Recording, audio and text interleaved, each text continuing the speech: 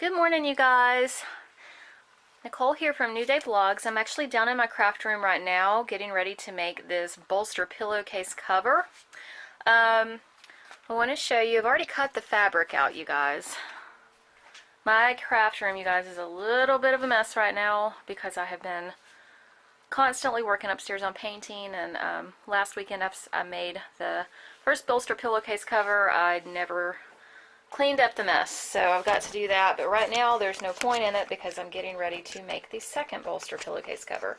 But right now I just want to show you, I went ahead and cut the fabric out for this particular pillowcase cover, and the fabric that I'm using, which I think is absolutely beautiful, is this, it's like a floral print. It's very bright in color. My friend chose this fabric. But I wanted to show you the actual pillow that I am working with is actually I needed fabric that was about 15 by 23. So if you look up here, I've actually got 1 inch out so that I can actually see the inch marks. So I actually went to, minus this little corner, I went to 16 inches. A little more than 16 inches because it gives me a little bit more wiggle room to work with. And then down here, as you can see, I went to 23, but minus 1 because I needed to see the ruler mark. So this is actually, this is 23 right here. Anyway, I went ahead and cut this out, and now that the fabric is cut out, I'm actually going to head over to my crafting desk and I'm going to get started on sewing it. You guys, I've actually got a link from a website down below that talks about how to make these bolster pillowcase covers. I'll go ahead and link the address below for the description of how to make these from the website that I found online. These are the old bolster pillowcase covers that she has. They're really faded. They definitely need to be replaced. As you can see, guys, this is her actual pillow covers that are just, you know, on the inside to keep everything in. And she's got this material on the inside that's very soft. I don't really know what it is. It kind of looks like leaf petals or something from something. It's not coffee grounds. It's not like, you know, coffee beans, anything like that. It's just something completely different. But anyway, I'm going to be making a case for these for this pillow. So as you can see, it's going to go long ways like this, and I'm going to make a 2-inch seam, 2.5-inch seam from the edge here, according to the directions that I'm working with. So basically, I'm going to go from the edge here 2.5 inches over, and I'm going to lightly mark that. I don't have a chalk pencil, you guys, so I'm going to use a regular pencil because it's going to wash out most likely in the wash, but I'm going to use it from the inside portion. I'm not going to do it on the outside portion that's going to show. It's going to be on the inner side of the fabric. So I've got the outside facing up, or I've got the inside facing up right now, and I'm going to do 2 lines that's 2.5 inches over using a pencil. But if you have a chalk pencil, I would recommend it. It's a lot easier to work with and a lot easier to see. So yeah, so that's my next step right now. So I'm going to come over here and I'm going to mark where 2.5 inches is.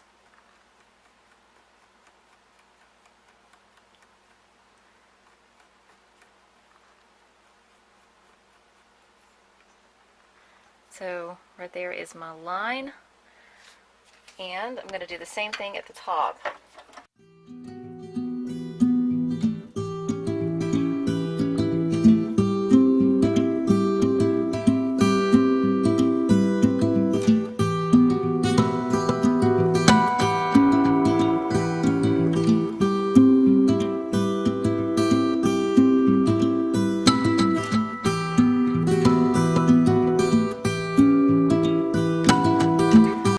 According to the directions, you guys, the next thing to do is it wants us to take on your longer sides of the rectangle, it wants you to take a 1/4 inch hem from the top and sew it, you know, make a 1/4 inch hem. The exact direction says press a 1/4 inch double hem on 2 sides of the fabric using an iron. So basically you'll measure out 1/4 of an inch here, fold it over, and then fold over another 1/4 of an inch according to the directions. And then you're going to go ahead and iron that, and then once you do that, then you can start stitching it. Okay, you guys, I've got the fabric inside out, and what I usually do on my ironing board that I have set up is I usually keep a couple of pins just kind of stuck right here if I'm making a project like this, so that if I need one, I have easy access to them. But to keep this down, to keep this actually down, I'm guesstimating a 1/4 of an inch. I mean, it doesn't have to be perfect, but you want to try to get it as close as possible. So I do a little bit on this particular pillowcase. I do, with this fabric, a little bit bigger than a 1/4 of an inch hem, double hem, because I feel like I'm not going to be able to, the sewing machine wants to draw this material and kind of scrunch it up as I sew it. So I do a little bit bigger one just so that it doesn't get drawn up too much within the sewing process.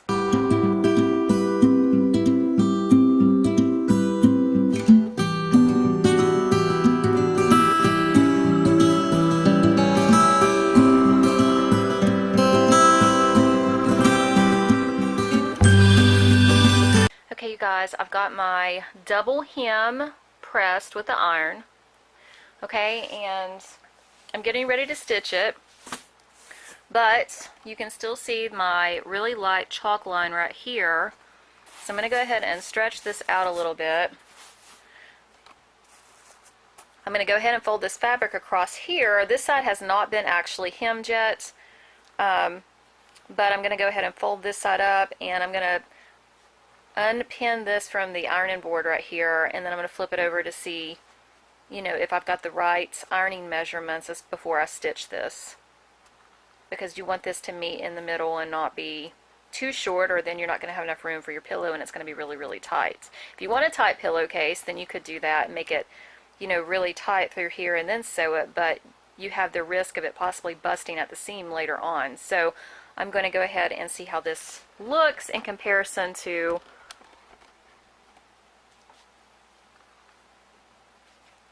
before I actually start sewing it. So again, remember, this side hasn't been sewed yet with a double, this side hasn't been ironed yet with a double 1/4 inch hem.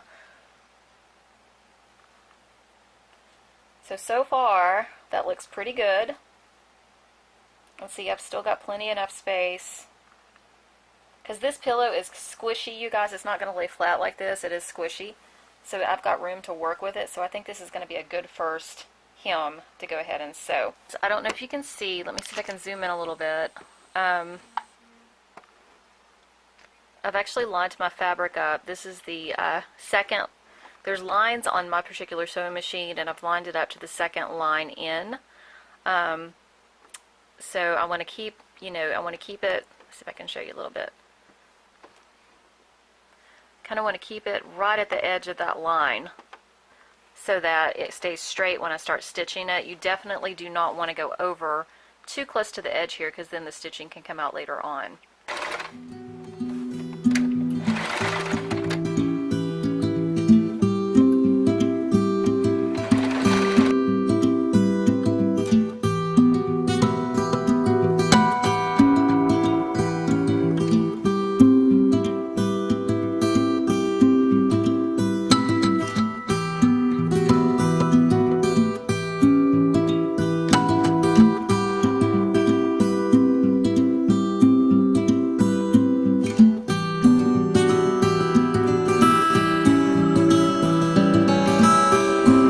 As you can see, it's all stitched, single stitching. Guys, let me make a note here really quick. The directions that I'm following, which again I'm going to link below in the description bar of what I'm doing today, actually says to use a zip stitch when you're doing your double 1/4 inch hem on the longer edges of the fabric. This particular fabric, like was specified a few minutes ago, it's very hard to sew, and on the first pillow that I actually made, I did do a zip stitch, but guys, I had to get my scissors out, and I had to, you know, unthread it a couple of times because it kept on bunching up, and it just did not do very well with the zip stitch. If you don't know what a zip stitch is like letter D, okay? And in the description, it'll show you what it looks like. I ended up just doing a number, or letter A, a regular straight stitch, because the zip stitch just keeps bunching up with this fabric. So I find that with these really thin fabrics, that for some reason my sewing machine, it's not doing a very good zip stitch. So I'm just going to end up doing a straight stitch on this particular pillowcase because one, I've already done it, and two, it did a much better job than the zip stitch did. My very next step here is I've got to do a double hem on the sides here and go no further than this actual pencil line that I marked, or chalk line if you have a chalk pencil. So the actual directions says to press a 1/4 inch double hem to two sides of the fabric using an iron, then use a straight stitch, keeping your stitch as close to the edge of the hem as possible. This stitch will form the drawstring, so it's important not to let the opening get too narrow at any point. I choose to do a little bit bigger of a hem, so what I usually do is I fold this in half, and then I fold it in half again to meet that line. So of course mine is not going to be a 1/4 of an inch.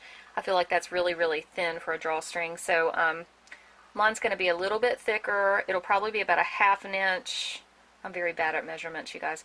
It'll probably be about maybe 3/4 of an inch to a 1/2 inch fold instead of a 1/4 inch. So it'll be probably a 3/4 inch double hem. I just went ahead and ironed that shorter side of the rectangle to meet that pencil line that I showed you guys in the beginning. And keep in mind, when I get ready to sew this, I want to make sure that I leave a 1/4 inch hem on the end open, and a 1/4 inch hem opening on the end, because you don't completely close up the drawstring hole, because otherwise you won't be able to get your drawstring in there. Don't forget, if you did a zip stitch on this, you want to change your settings back to a straight stitch, because the directions require a straight stitch along the edge of the shorter side of the fabric rectangle.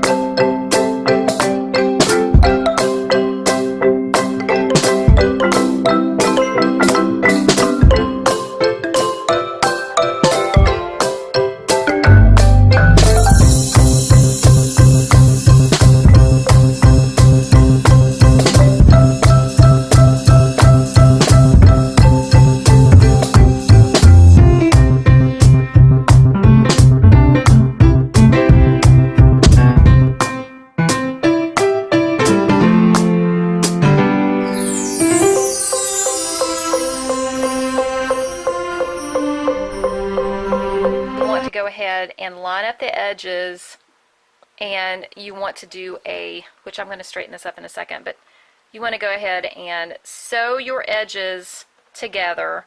And I wouldn't recommend getting too close to the edging, because you don't want that to come unstitched, but I would probably at least sew it a little bit as close to the edge as you can, without going over the edge, because you don't want that to mess up and unstitch later on. Now, in step 5, it actually says that you can go ahead and put your drawstring in now, but you can do it now or you can do it afterwards. Last pillowcase I actually did it afterwards, so to me it doesn't really matter. I want to put it in afterwards so I can see how much string I can use, because right now it's straight, and I feel like if you put string in there now, it might be either too short or it might be too long.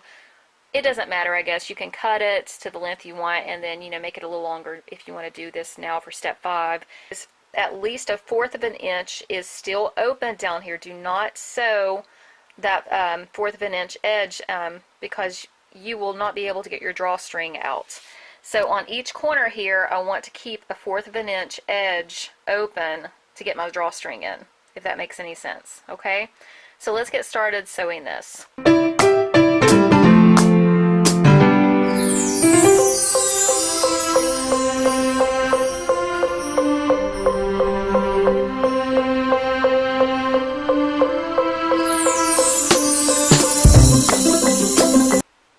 It's still opened a little bit so that when you go to tie it, the tie can meet. So I'm going to go ahead and show you the very last step of what needs to get done besides putting the pillow in. I guess there's 2 extra steps. So I'm going to show you how to drawstring this once it's already sewn together. So let me grab my drawstring, and I'm going to show you a really simple, really easy way to drawstring a bolster pillowcase cover once it's already sewed up. Or, you know, in general, guys, if you pull a drawstring out of something and you're like stuck on how do I get this drawstring back in, I'm going to show you a tip right now. So let me grab my drawstring and I'll show you.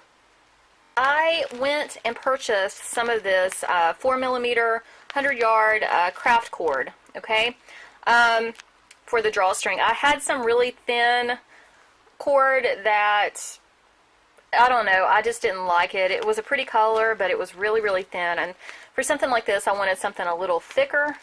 So I went ahead and purchased some of this. Hopefully this works out good. I'm going to open this up. This basically says it's the perfect cord for all fiber crafts, knotting, crocheting, knitting, and weaving.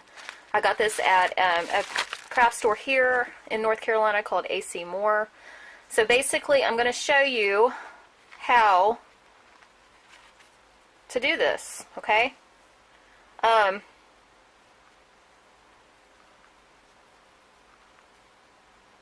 that's going to tie really nicely, you guys. Okay.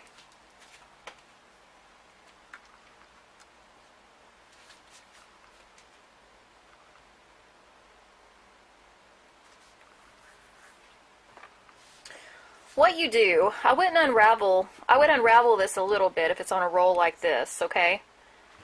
And what I usually do is I will take a safety pin, you guys, and I will actually go to the edge of the fabric, not too far into the edge, and put it through the actual the center of the fabric, and then safety pin it in place, okay? And then your next step is to take your end of your fabric that you left open, okay? And you're going to take your safety pin and you're going to actually run it through the fabric, and you're just going to keep bunching it up, kind of like bunching it up as you go. And if you keep doing that, it's going to actually eventually come out the other end, okay? So your safety pin is kind of your guide for bunching it up. So you want to bunch it up to the length of the safety pin. You can use a larger safety pin. I just have a small one right now. But you just keep on bunching until you get to the very end of it, okay? Keep on pulling that around, and your cord the entire way is going through this. Okay? So bunch it all up, pull it. And see, we're almost to the end right here, so I'm going to bunch it up a little bit more. And then when you get to the very end, you need to pull this out a little bit more. There is your actual cord. Can you see it? So it's already bunched up in there, and at the end I'll just keep it pulled and just kind of pull this where it needs to go. So I'm not going to unlatch this quite yet because I want to go ahead, now that this side has got its cord in, I want to go ahead and kind of tie this off so that I can put the pillow in the pillowcase. And don't make a tight knot, just kind of like make a loose knot, okay? So here goes the test. Her pillow, remember you guys, is very flexible because it's got some sort of like bean material or some sort of like, I'm not sure what she's used in this, but it's very soft, it's very flexible, and you can actually, if you feel like you need, like if you're going to make a tight knitted pillow, then the directions that the girl used in this description on the internet is actually great for a really tight pillowcase cover if you want it to be tight. But if you want to make it a little bit looser, if you have a pillow that's like this, that's got, let's just say, coffee beans in it, okay? If you want something that's a little bit more loose, then you could actually, when you're sewing your hem along the edges, okay, and you're cutting your fabric for the size that you want it to be, in her directions, she also specifies that you can actually, instead of just, doing it like exactly according to the directions for a perfect fit, if you want it a little bit looser, you can actually cut your fabric like an extra inch or maybe an extra inch and a half, so that gives you a little bit more playroom for the hem when you're sewing the actual first hems in place. That goes long ways, that goes horizontal. So on a rectangle, it's not going to be the short ends I'm talking about, it's going to be the long ends of the fabric. So if you want it to be a little bit more loose fitting and not tight fitting, then I would recommend adding an extra inch, maybe an inch and a half, when you're cutting your fabric for the longer part of the fabric, so that you can have a little bit more wiggle room in there.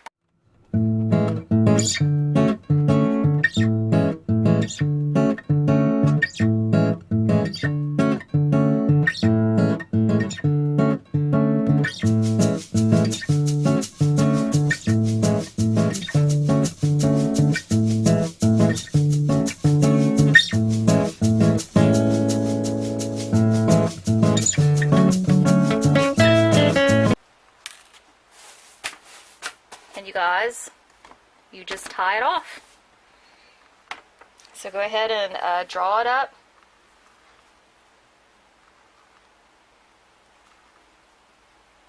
Okay, and start tying it off.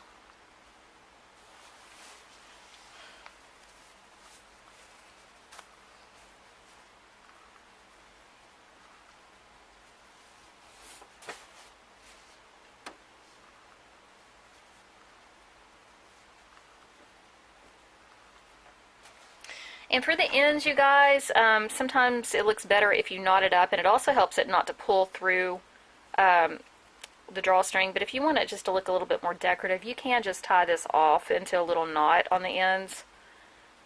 That's what I do. That's what I'm going to do. I haven't made these before. This is my first time making these pillowcases.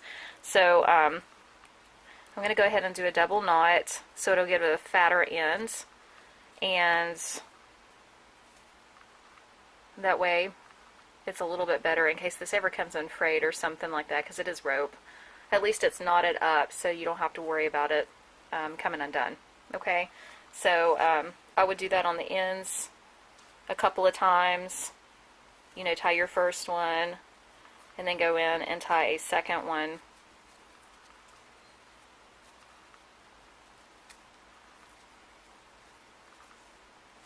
And that way you've got some frayed looking ends. I am going to cut this up just to make it a little bit more, I want to make it even with this one here. So